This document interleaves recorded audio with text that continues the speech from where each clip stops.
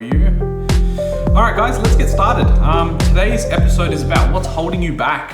What fear looks like when investing in property. It's not a small commitment by two metrics. One, it's a huge financial commitment, and it's also a long-term commitment and investment. So it's not something you want to just jump into. It is also not something you want to take lightly, because you are committing to it long term. So understandably, that's why a lot of people are scared of getting started, or if they've already started, they think maybe it's not possible to see what happens next, and sort of hold back. So if you've got one property or you've got two properties, you may think, oh, well, I'm pretty much done.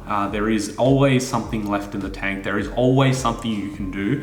And if you are someone that doesn't know how to navigate through or needs some help, anyone to sort of look over what you've got as a portfolio, or if you're getting started, then you can just DM me and it's free advice. It's not even advice, it's what I would do. It's my opinion, right? So this is a perfect segue into a financial disclaimer that this is all my own opinions, and you should seek independent advice, okay? So guys, there are three things really that are holding people back. It's a lack of motivation, a lack of drive, fear itself, so the fear of failure, and also a level of frustration that people may have. If you've been following the property market, or you've sort of kept an eye on these things for the last sort of, couple of years, you would have a level of frustration there.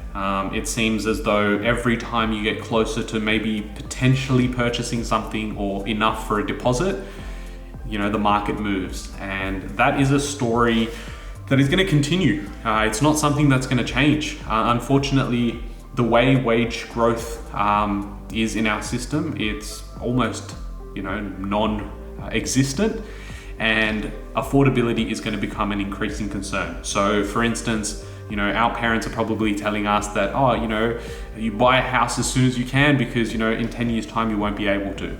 Even for them, if they've purchased something already and they're paying it off, they're probably in the mindset that we can't purchase anymore, or should we purchase one now for our kids? Because affordability will increasingly become a barrier, an obstacle for a lot of us millennials in terms of buying property and living in Sydney at least. So I guess I want to keep it free flowing. So if you do have any sort of questions, you can ask me here, or you can DM me like every other week. It is open for communication. I do love doing these things, and it allows me to have that little bit of connection with you guys on an increased level, apart from the YouTube videos. So in terms of the fear of failure, I think it becomes a broader sort of mindset that sort of spills over not just from investing, but also what you do in everyday life. So whether that's the job you're in, or whether that's a promotion that you want to go for, or a new company that you want to move to, it really is important to understand that if you are focusing on the negatives, which is the fear of failure, you'll never be able to actually taste. And it's not something that we've ever been taught. Especially in school, we were actually told not to make mistakes. We were told that making mistakes were bad. But in fact, all my learnings, and a lot of smart people out there, their learnings have all been through mistakes. So this fear of failure is something that a traditionalist, is what I like to call them, or as Robert Kiyosaki calls them, is fake teachers. They themselves haven't made those mistakes. They've played it very safe. And the truth is that if you are, I'm going to assume and generalize that most people here are living with their parents. They've probably got full-time jobs. Yes, we're in a crisis. Yes, we're in an economic downturn and there's a pandemic. But truth is that, you can't leave any crisis unchecked. And what I mean by that is it's always an opportunity if you're on the offense. If you're in the defense, that sort of fear mentality that's going to hold you back, it's not going to just hold you back from investing in property. It'll hold you back in life. I don't want to sound like 27-year-old trying to give me life advice. It's just that I know in the last 5 years, since I left my full-time job, I've been tasting. I've been trying as many things as I can. I've gone back and studied. I've got licenses that I don't use anymore, and tried to educate myself as well along the process and work at different companies across different industries. Right now, it's like going, well, if I'm not going to go do that, and I found myself in a job 5, 10, 15 years later, it's like basically going, I only like Italian food, and that's all I'm ever going to do is eat Italian food. And then when you're so far in, be 10, 15 years, you're going to be too scared because you're too attached to that lifestyle and obviously the salary, that you're never going to go and try Chinese food or Thai food or Malaysian food. And the same thing happens with taking risks. So that fear of failure is really going to hold you back. And I think it's something that you want to address, whether it's for investing specifically or just sort of having a bit of self-awareness, understanding what makes you tick, what doesn't make you tick, and what really is going to take you from sort of an average result to the high premium 1% sort of financial freedom that you can achieve. So I guess when we go into property itself, when we're looking at specifically property, people's fear are really around, what happens if my tenant leaves? What happens if there's maintenance issues? The pipes break. Is that going to be a huge cost? What happens if the property market downturns? What does that mean? So sort of a quick response to that is, what happens if my tenant leaves? Well, you'll find a new tenant. Now, that's in a short form is reality, right? If your tenant leaves, they leave. But if you're using a professional buyer's agent that knows their shit, they aren't going to be purchasing in areas that have high vacancy rates. This is why I'm on such a big move with everyone that's out there thinking, oh, I should invest in Sydney because, Sydney's going to go up. Guys, Sydney will go up, yes, but there will never be another time where we're going to see the same percentage gains as we did 10 or 15 years ago. It's not going to happen. Okay. Yes, we're going to have, the 4, 5, 6, maybe 10%. It's going to go up and down. It's not linear. Okay. So that percentage though is never going to be as high as it was before. So let me explain. If you purchased a property for $1 million and it went up to 1.1 million, that's a 10% increase. Okay. But it only went up by $100,000. Now, if the property went from 500K to 600K, that's a 100K increase, but that's 20% increase.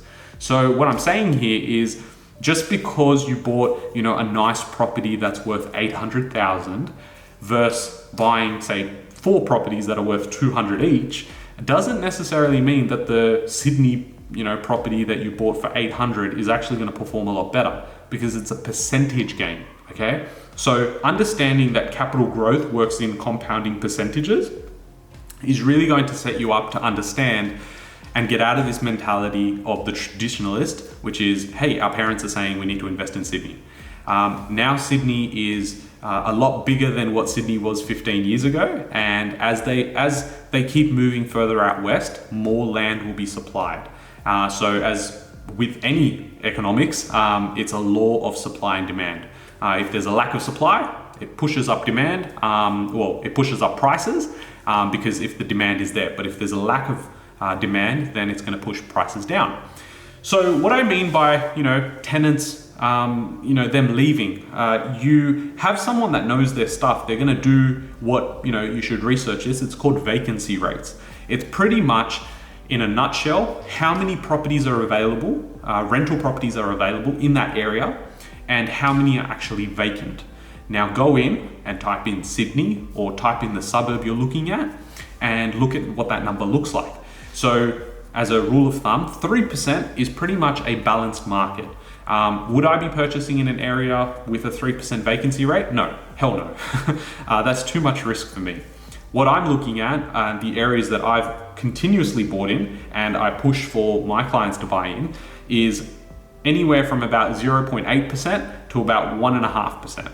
Now, anything under 2%, you've really got a rental crisis. So we saw this happen in Hobart recently for the last couple of years, and there's just not enough properties available for people to rent. So in that situation, when someone goes to me, well, what happens if my tenant leaves?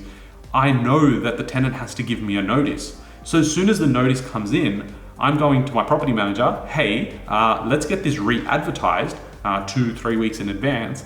And the amount of applications that come through is ridiculous. You've pretty much got someone moving in the day after you've got it cleaned. So someone goes out on the Monday, you've got someone on there in the property on Wednesday. So it does work like that. And unfortunately, we've never been taught these things, right? So you're forgiven to think, well, no, what happens if my tenant leaves? I'm going to be out of pocket. You have a greater chance of someone leaving your property in Sydney than you do in the areas we're buying in. Now, there are areas that we're looking at that are regional centers. They're not mining towns, okay? You need to understand there's a difference here. Regional centers is what you would class as, say, something like Newcastle, right? Newcastle, Wollongong. They used to be classed as regional centers. In fact, Gold Coast was a regional center. I think it technically is still regional. So when I'm looking at going, oh, we're going to buy regionally, it's not, I'm going to buy in the sticks and it's like in the middle of nowhere.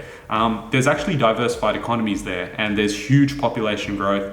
More and more people actually moving out from capital cities to these areas because it's more affordable. And chances are that there's going to be a large percentage of people, millennials, that are actually going to shift out from capital cities and move out regionally so that they can get best of both worlds. They're going to love that lifestyle and have flexibility with family and choice, which you unfortunately won't be getting in Sydney anytime soon.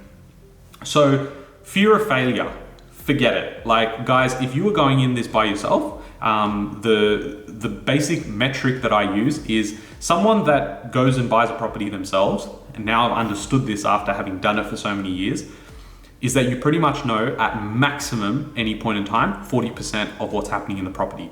So I'm talking about what has been the rental history, who owns it, why are they selling. It pretty much averages out to be about 40%. You would consider that a failure, right? So why are you going down the path of actually going, I'm going to buy this property, and you're basing it on a 40% understanding of what this property actually is? So what I mean by that is, how many days on the market was it? Why are they selling in terms of in this market?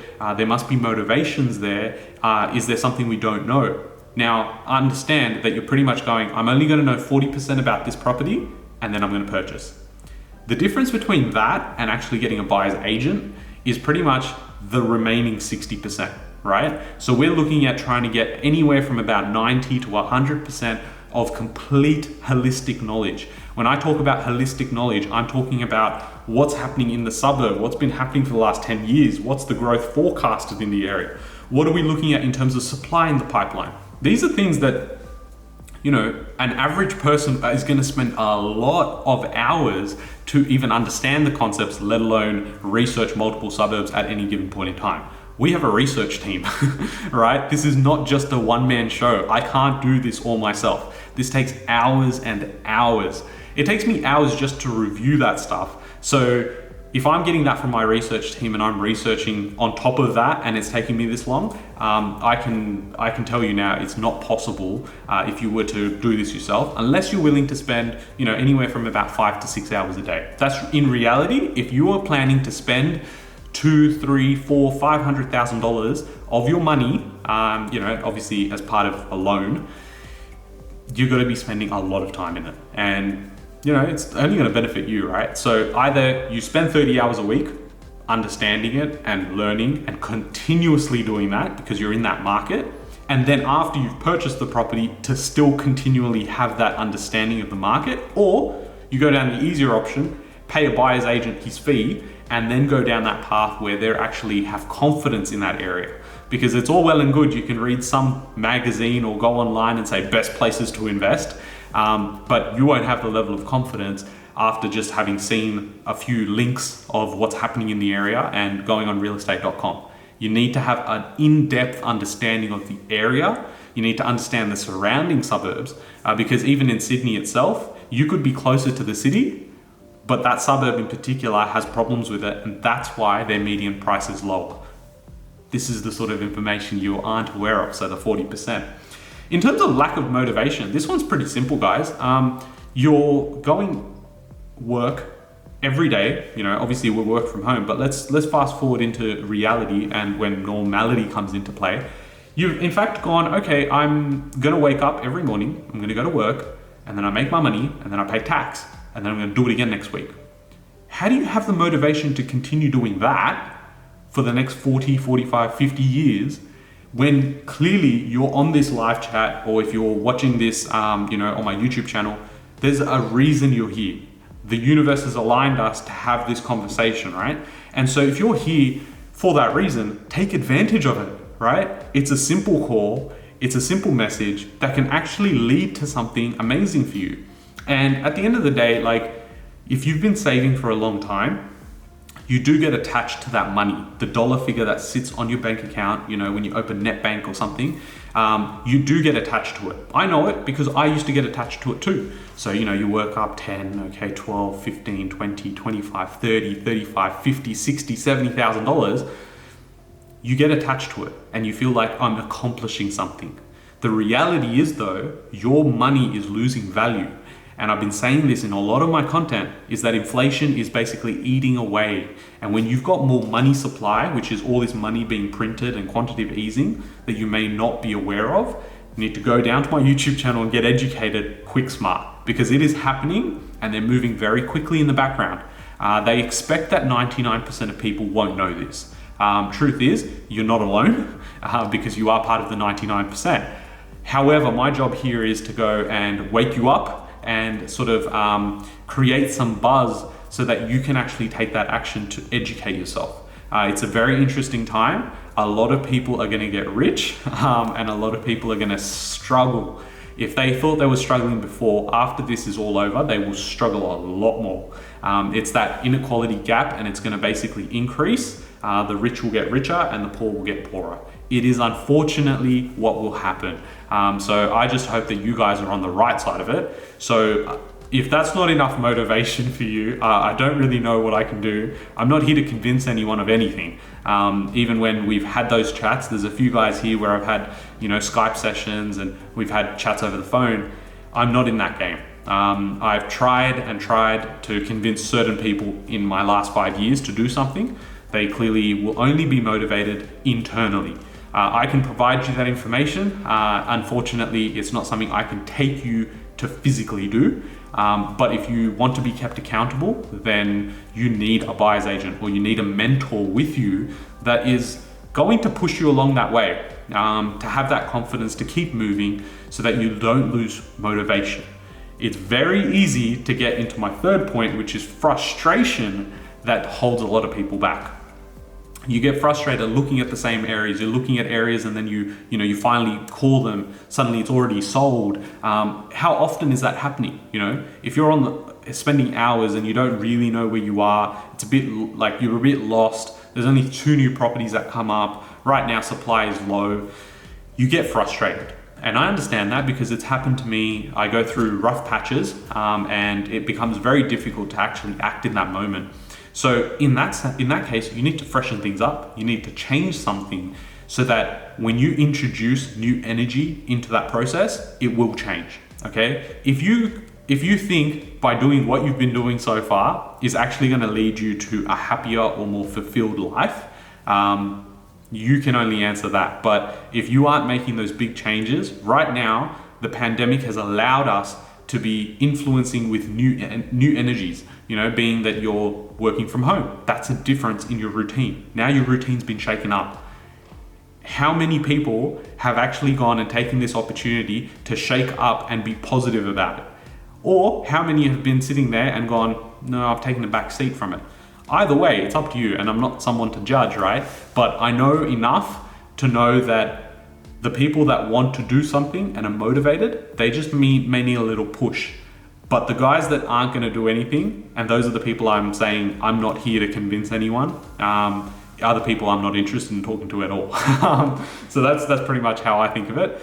In terms of being attached to money, it will take time. It's a process because you've gone from cash in your bank to now I'm gonna get a valuation that's gonna tell me how much my money's grown, with the property value. that's a process, guys. You need to understand that's a process, but savers are losers. So, I'm sorry, but that's the reality. Whether you like me saying it or not, if you're on the defensive, you're probably like, screw this dude. But the reality is the reality. I'm not going to sugarcoat anything. This is how life will become. And at least you're getting someone tell you now, and then in 5 years time, you can go, oh, hey, that guy told me about that. In terms of long-term, when you're looking at property, you're really looking at 10, 15, 20, 25 years, right? So when someone comes up to me and goes, hey, what do you think is going to happen in the market in like another year? And they go, oh, I heard it's going to drop by 20%. Well, firstly, you're listening to fake teachers, you're listening to idiots, creative writers, journalists, right? They don't know anything about property. They literally will get told something and then they go write something where their metric is to go, I need as many views as I can get. And there's actually a post that I'm going to share tomorrow on the Instagram page, so be sure to be following. It's where ANZ's literally gone, one day the market's going to drop or it's going to go up, and then the following day they're pretty much gone the opposite of what they said. That should just give you enough indication that these guys have no idea. They're like complete donkeys. If the market was to go back 5 or 10%, what the hell does it matter to you? Because in reality, when it goes back up or when the recovery starts, human psychology dictates that the more people will get confident about the market, which means more buyers are going to come into the market anyway. So what you think you can purchase today will not be available in 6 months' time. It's simple fact. If you're going to wait for that time and go, oh no, I'm going to wait for the recovery because we haven't hit the bottom yet. So let's say worst case, the market comes down by 10%. So you bought something at 220 and it went down by 10%. So it went down by $22,000. Okay. So what? In 30 years time, are you actually going to look back and say, well, I lost $22,000 in that first year? I guarantee you won't even remember. In the 5.5 years that I've been investing, markets have gone up and down. I'm in areas right now, which is very fortunate, where out of the 12 properties, I believe 10 of them are actually have increased in value during this period of time. 2 of them have stabilized. So, for me, I know these things work because I'm doing it day in, day out. I'm not basically sitting here and looking at some textbook and going, oh yeah, I believe that's how it works. No, I'm not in that game. There are a few people out there that are like that, but unfortunately I'm not one of them. So if you want real facts, if you want someone that's gone out there, real case study basis, then I'm doing it every single day. Guys, the last thing I want to leave you with is that there are deals coming through and they are incredible. We're looking at anywhere from 7, 8, 9% yields.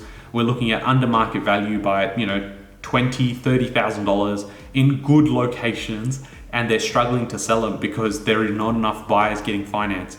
So if you're in a position, you have a job, take advantage of the market now. If you know someone that is in that position, be it your dad, your mom, your brothers or sisters, guys, this is the time.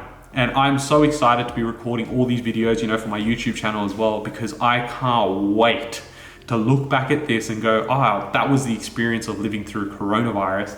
And then, we went through that time.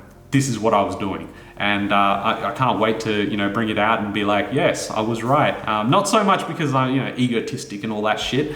It's because it builds credibility, but it also makes me feel good that I know what I've been talking about makes sense. I'm actually helping people. Some of you guys are actually taking advantage, and I'm so pleased to see that. I've gotten a few calls today already where basically, you guys want to book in strategy sessions. I signed a few clients last week as well. So it's very exciting that you guys are taking advantage.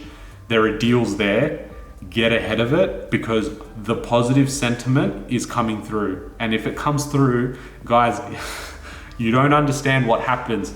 These markets have had their time before. These things will happen again and again and again.